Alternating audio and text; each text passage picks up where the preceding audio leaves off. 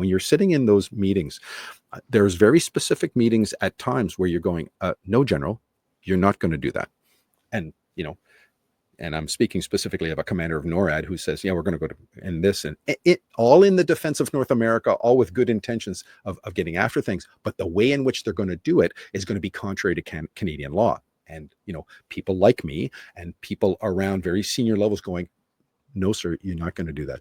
You're going to do what I tell you to do, General. And then I said, you can't bully me to in a corner. Let's be clear.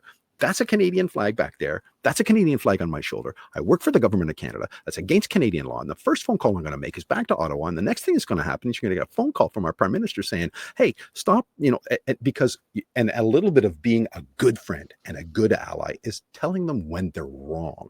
Like, your good friends, they have your back. But at the same time, they're the ones saying, hey, you shouldn't have punched that guy in that bar last night. Like, it really wasn't a good idea. And you have to be less like that and more conciliatory. So you should go over and say you're sorry. These are the kinds of things that good allies and friends do. So it isn't always conciliatory. But what I will tell you is, because that relationship, I always saw that relationship as being so important. Anything that we ever got into in terms of a tiff, that went by very, very quickly.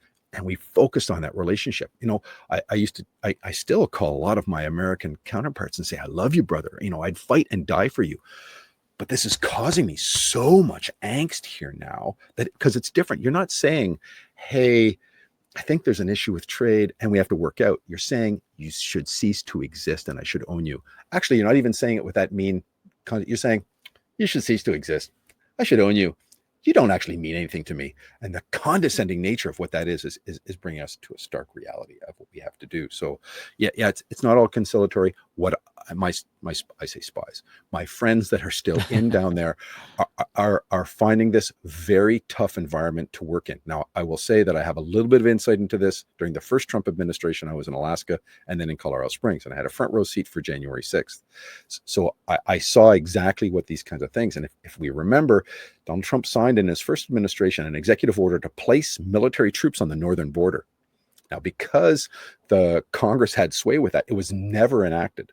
But I told my 3-star American boss at the time when I was in Alaska, because he was going to have to take command of those troops. Same boss that was doing the NORAD defense was going to have, troops pointed at the Canadian border. I said, I will resign my commission the instant that order is enacted through your chain of command. I will resign my commission and I will be leaving as fast as I can the United States, never to return. And it's because it strikes the foundation of what the alliance is based upon. I think that the folks down there are living through an inordinately difficult time, praying and hoping against hope that they can just provide some stability, military stability, that the alliance is stable, that everything's fine, everything's going on, and allow the political machinations to move off. I'm not so sure that's going to be able to happen.